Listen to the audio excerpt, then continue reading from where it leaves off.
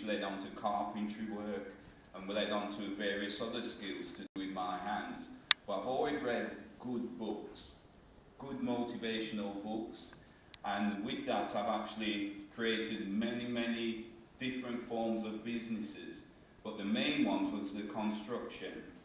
I went up to 22 men working for me in North London, but to do with the giving back, it was based on an event which happened one day where I visited my parents in Jamaica.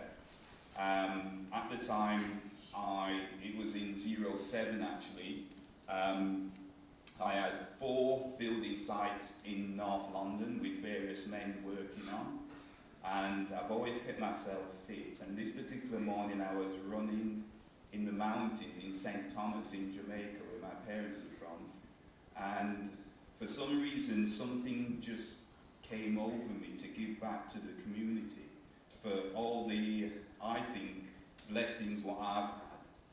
And I remember seeing some young children going to school. Have you ever visited Jamaica? They're all in brown uniforms and they look so elegant. And I remember going into one of the schools there and asking the head teacher whether I could actually do a talk. I didn't particularly know what I wanted to say, but I just knew I had to motivate some of these kids, because people who know about certain countries, there's certain crimes in the various parts of Jamaica, and I wanted to do what I can to helping them.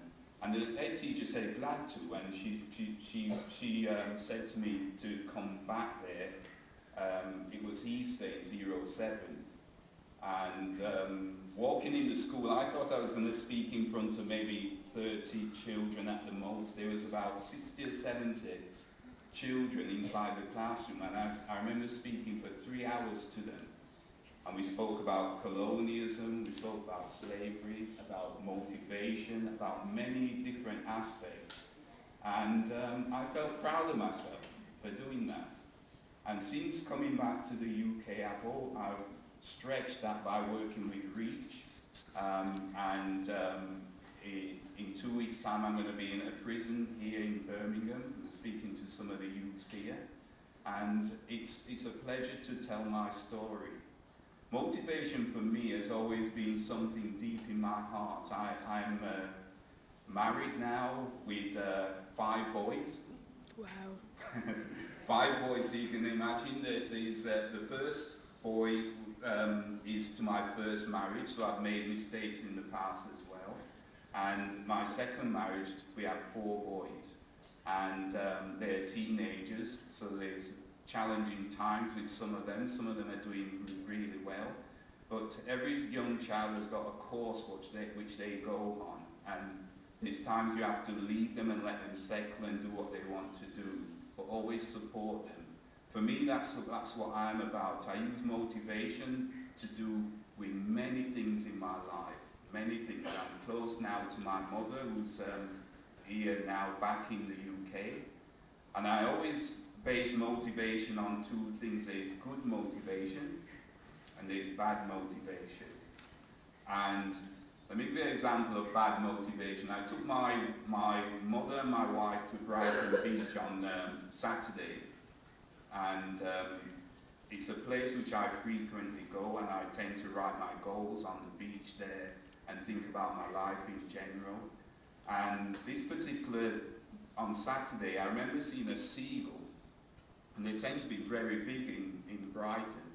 And the seagull was on the beach, virtually coming up to the side of me, wanting something. And I then thought to myself, obviously he wants food. So I picked up a pebble and threw towards the seagull. And the seagull rushed towards the pebble and picked it up and flew away with the pebble in its mouth. Now that is a form of bad motivation, because the seagull does not know that that is not food, but he's motivated by something within him to connect with that. Obviously somebody else has been feeding him, and he's connected that as being food. Now the seagull will go away and think to himself, well, he can't bite this or whatever, so he'll leave it alone. But there's also good motivation. And motivation for me is finding something which you connect to, which is good for you. I'm a frequent swimmer now, whereas before I wasn't keen on swimming. But when I go swimming, I connect good motivation to that. I tend to do around 40 lengths of the pool 5 or 6 times a week. And that has helped me greatly within my life. But what I tend to do is do 10 lengths, and at the end of it, I do a celebration where I lift up my arms and pretend I've done well, and that motivates me to do 10 more and 10 more to when I get to my 40, 5 or 6 times a week. And that is to me good motivation. So I think a lot of youths these days need to find something within them to motivate them as well and connect celebration to it. It's great to see the youths here. I'm so pleased to see the youths here actually doing a form of celebration where they get the certificate and they walk away with that and they feel good about themselves. That is what I think we need to do often, especially in this day and age where there's so many challenges with the next generation. I think that's based on, I should have spoke this morning, but that is my contribution to the actual event here. So I thank you very much for your time, and thank you.